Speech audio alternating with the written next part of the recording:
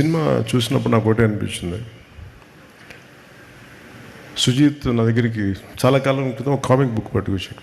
OG నన్ను అడిగాడు, సుజీత్ బాంబే షూటింగ్లో మన ముంబైలో షూట్ చేస్తున్నప్పుడు నాకు ఒక 35 days టైం ఇవ్వండి సార్, ఐ డూ సీక్వెల్లో ప్రీక్వెల్ చెప్తా ఉన్నాడు. మళ్ళీ కథ ఏంటంటే మళ్ళీ అదే చెప్తున్నాడు. అది ఒక సార్ టోక్యోలో సార్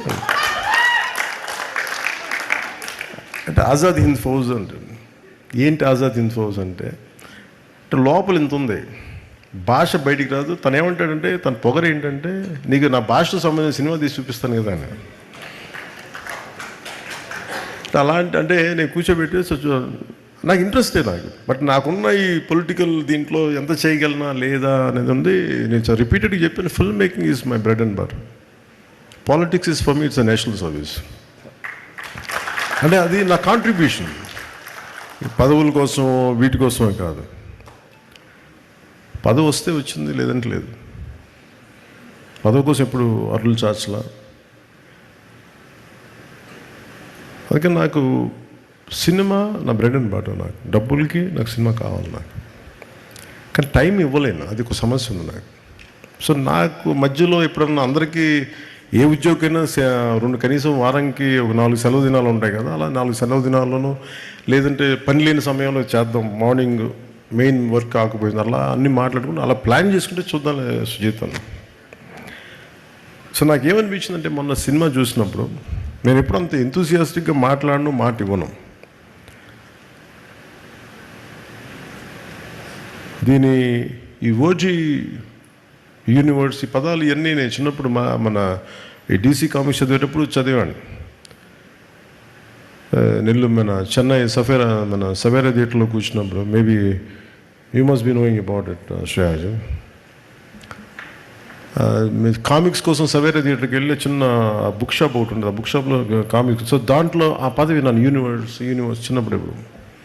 సో అలాంటిది మనకి ఒక క్యారెక్టర్ తాలూకు యూనివర్స్ని క్రియేట్ చేసి, ఒక స్టోరీ దానికి ఒక క్యారెక్టర్స్ తాలూకు యూనివర్స్ని క్రియేట్ చేసి అది నాకు గుర్తొచ్చింది. మనం సుజీత్ కామిక్ బుక్ స్టార్ట్ చేసి దాంతో క్యారెక్టర్స్ని పెట్టి ఓజీ మన పుట్టకముందు ఇలా ఉంటుంది కదా, ఈ తర్వాత సీక్వెల్ ఇలా ఉంటుంది, ఇవన్నీ చాలా చెప్తాను. అంటే జస్ట్ ర్యాండమ్గా చెప్పాడు ideas, but I can understand. So నాకు అవన్నీ మెయిన్గా ఆ రోజు నాకు ఇన్స్పిరేషన్ ఏమనిపించింది అంటే, one is the way he has delivered the film. ఎంత డిఫికల్ట్ సినిమా నాకు తెలిసింది. యాజ్ అ టెక్నీషియన్గా నేను చెప్పగలను, not just as an actor. నేను ఎందుకంటే నేను రైట్ ఫ్రమ్ లిరిక్స్ దగ్గర నుంచి అంటే మనం ఏం కనిపిస్తారంటే సుజీత్ దీంట్లో ఇంతమంది ఎక్సెల్ అవుతున్నారు, ఇంతమందికి పేర్లు వచ్చినాయి, ఇంతమందికి వచ్చారంటే ఒక్కడి భావంతో ఉంటుంది అది థాట్. సుజీత్ మైండ్లో పుట్టిన ఈ కథ ఎంతమంది తాలూకు సమర్థతను తీసుకొచ్చింది. ఇప్పుడు తమన్ టీంలో ఎవరు రామ్ జోగయ్య గారు అబ్బాయి బయటికి రావాలి, ఇతనిలో ఒక ఎమినెం లాంటి ఒక ర్యాప్ సింగర్ బయటికి రావాలంటే దాని మూలం ఎక్కడ ఉంటుంది? ఫస్ట్ ఒక వైట్ పేపర్ మీద తీసుకుని పెన్ను పేపర్తో రాసే ఒక రైటర్ చేతిలో ఉంటుంది, దాన్ని విజువలైజ్ చేయగలిగే డైరెక్టర్ చేతిలో ఉంటుంది. సింగిల్ హ్యాండెడ్ కూర్చొని రాసినప్పుడు తమన్ గారికి ఈరోజు ఇంత బలమైన ఇవ్వాలి అంటే బలమైన ఆలోచన లేకపోతే బలమైన మ్యూజిక్ ఇవ్వలేదు. ఇన్స్పైర్ చేశాడు మన సుజీత్ తన రైటింగ్ తోటి.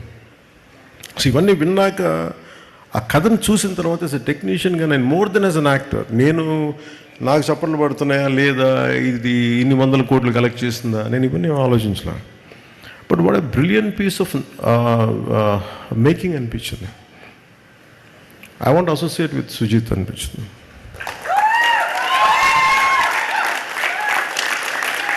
ఎందుకంటే పాపం తను నన్ను ఒక్క కోరిక తీర్చలేకపోయాను, తెగ తపన పడ్డాడు. సార్ నాకు ఒక 3 days జపాన్కి రండి సార్, 3 days జపాన్కి రండి సార్ అంటే, ఎక్కడ తిరగలే బాబు, ఇప్పుడు కూర్చోబెట్టి చెప్పాను ఇవన్నీ అంటే ప్లీజ్ అంటే నేను చేయలేకపోయాను. ఆ గిల్ట్ ఉండిపోయింది నాకు. తనే వెళ్ళి జపాన్లో కథ చెప్పాడు, కానీ ఏదో లాస్ట్లో నేను కూర్చోబెట్టి ఇంకప్పుడు నాకు గిల్ట్ వచ్చి కొన్ని షార్ట్స్ చేసాం ఫైనల్గా ఇక్కడే. అందుకని సుజీత్కి నేను మొన్న థియేటర్లో చూస్తున్నప్పుడు నేను మాట ఇచ్చాను, let us work on a prequel and a sequel.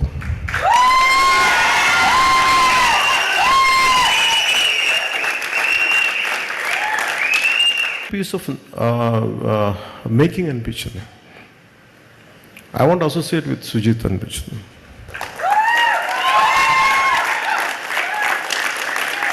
ఎందుకంటే పాపం తను నన్ను ఒక్క కోరిక తీర్చలేకపోయాను, తెగ తపన పడ్డాడు. సార్ నాకు ఒక 3 days జపాన్కి రండి సార్, 3 days జపాన్కి రండి సార్ అంటే, ఎక్కడ తిరగలనే బాబు ఇప్పుడు కూర్చోబెట్టి చెప్పాను ఇవన్నీ అన్నాను. ప్లీజ్ ప్లీజ్ అంటే నేను చేయలేకపోయాను. ఆ గిల్ట్ ఉండిపోయింది నాకు. తనే వెళ్ళి జపాన్లో కథ చెప్పాడు, కానీ ఏదో లాస్ట్లో ఇంక కూర్చోబెట్టి ఇంకప్పుడు నాకు గిల్ట్ వచ్చి కొన్ని షార్ట్స్ చేసాం ఫైనల్గా ఇక్కడే. అందుకని సుజిత్కి నేను మొన్న థియేటర్లో చూస్తున్నప్పుడు నేను మాట ఇచ్చాను, let us work on a prequel and sequel.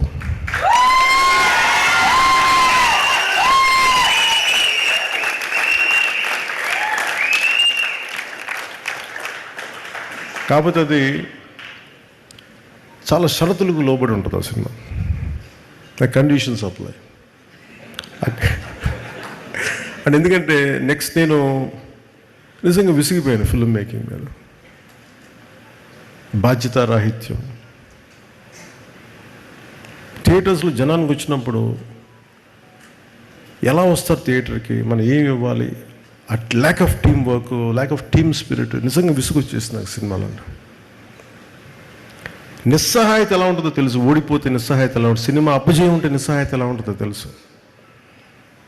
Cinema release అయిన రోజు అస్సలు బాగాలేదు నాకు, ఫీవర్. అంటే సుజిత్ వచ్చాడంటే సుజిత్ని దగ్గర తీసుకున్నాను, జస్ట్ సక్సెస్ వచ్చింది. కానీ సినిమా బాగున్నప్పుడు అందరూ ఉంటారు, కానీ బాగలేనప్పుడే ఎవరు నిలబడతారో వాళ్ళే మనవాళ్ళు మనకి.